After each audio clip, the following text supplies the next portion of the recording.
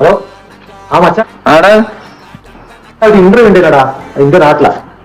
ഇന്ന് ഇന്റെ അവിടെ നിന്നിട്ട് എന്റെ വീട്ടിൽ വന്നിട്ട് നാളെ ഫ്രഷായിട്ട് അഞ്ഞൂര് നമുക്ക് ഞാനിടത്തൊക്കെയല്ലേ കള്ളന്മാരിൽ തല്ലുള്ള ഞാനിതൊപ്പം കൂട്ടിയിട്ടാ കിടക്ക.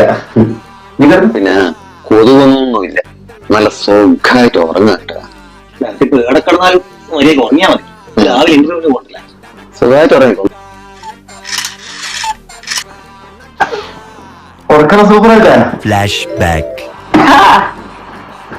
ഉഴപ്പുണ്ട നായ വന്നേ.